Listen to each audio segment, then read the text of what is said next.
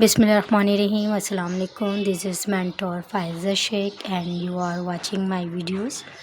I am very happy and thankful to you all of them.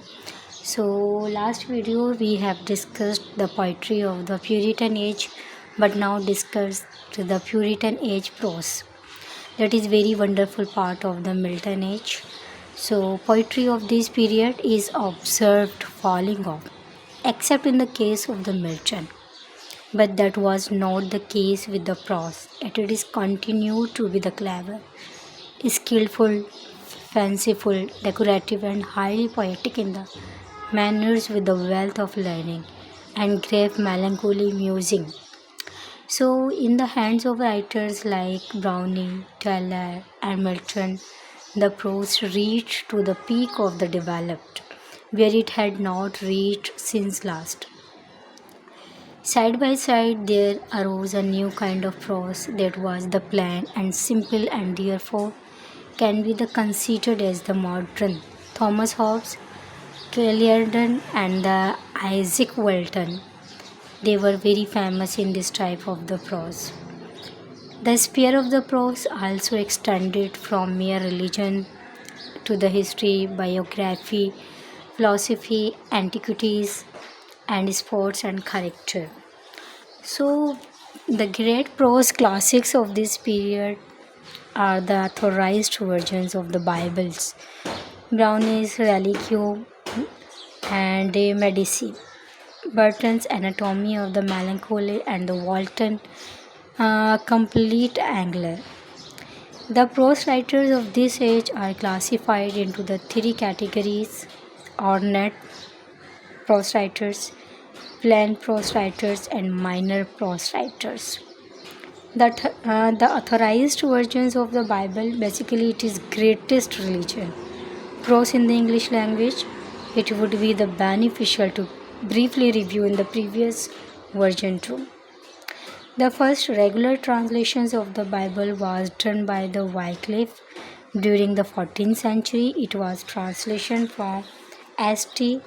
Jerome's Latin versions known as the Vulgate too. So one of the famous prose writers, Tyndale, who translated the New Testament and the part of the Old in the popular style, which became standard versions over all the other substitutes. Coverdale is next to in line, whose complete translation came to be known as the Great Bible, was issued in 1540. Basically, it was also known as the Cranmer's Bibles because it contained the preface by the archbishops. Some Protestant divines who had fled more from Mary's persecution so settled in the Geneva issued their own Bible, which came to be known as Geneva Bibles. In 1568 appeared a new translation generally known as the Bishop Bibles because majority of its 13 translators were bishops. In 1604, the king called the conference at Hampton's Court of the considered the demand of the Puritan party, as Puritan considered the Bible recited in the churches and faulty. So in this way, King's command appointed of the bands of the 47 eminent scholars undertake a new and revised translations too. So this is all about the authorized versions of the Bibles. So the next one is ornate prose writers. Basically, Robert Burton. He was a clergy having a quiet and very quiet and depressed and melancholy temper. He was bookworm who absorbed the libraries Oxford and wrote the Anatomy of the Melancholy to relieve his depression. The book was published in 1621 and went through several editions and the alternations. Sir Thomas Browne, he was the greatest prose writer of the century, having qualities of the quintessence, being skilled or clever. Profound learning, self-meditations, and quiet humor supplemented with a dreamy cadence rhyming style. Relicue Medici, the religion of the doctor. It appeared in 1642 and became immediately popular. It was translated into Latin, French, German, Dutch, Italian. It was reprinted about 8 times during the author's life of the time. So he wrote to the defend himself from the charge that doctors are the atheists. So next, Pseudodoxia epidemica or vulgar errors. Hydrio Tafia जो है, it is a start with the discussions on the various ancient modes of the burial leading to the lofty of the medications of the author's favorite subject, death and oblivion. This title, Treatise of the 50 Pages, prevent to be the best account of the brownies, melancholic mysticisms couched in the verbal and verbal musical style. The Gardens of the Cyrus, it deals with the quincunx arrangement of the objective, 5 objective in the square with 1 object is every corner and 1 is the middle, and fascinations by this structure. The story is told by the Xenophon that the garden of the Persian Emperor Cyrus was the planted in the quincunxes. In this way, Brownie goes to hunt and everywhere on earth and is the having. He is fascinated by the number of 5 which acquires animistic significance. A letter of the fairy friend and the Christian morals. This is one of the best and important things. So these both are the interconnected and would have appeared together if they had been published. This title, Treatise of the 50 Pages, prevent to be the best account of the brownies, melancholic mysticisms couched in the verbal and verbal musical style. The Gardens of the Cyrus, it deals with the quincunx arrangement of the objective, 5 objective in the square with 1 object is every corner and 1 is the middle, and fascinations by this structure. The story is told by the Xenophon that the garden of the Persian Emperor Cyrus was the planted in the quincunxes. In this way, Brownie goes to hunt and everywhere on earth and is the having. He is fascinated by the number of 5 which acquires animistic significance. A letter of the fairy friend and the Christian morals. This is one of the best and important things. So these both are the interconnected and would have appeared together if they had been published during the Brownie's lifetime. The letter starts with the descriptions of the TB patients with the details of the changes wrought by the approaching death, passes of the thoughts and feelings of the dying memes, and the ends with the moral reflections and the percepts which makes up the subject matter of the Christian morals. Brownie plays the role of the moral preachers of the brilliantly. The treatise was edited by the great 18th century moralist Dr. Johnson. Jeremy Taylor, he was the most eloquent Anglican divine. His liberty of the professing is a plea of the tolerations in the matter of the faith. He is famous for his sermons and his holy lines in the Holy Triangle.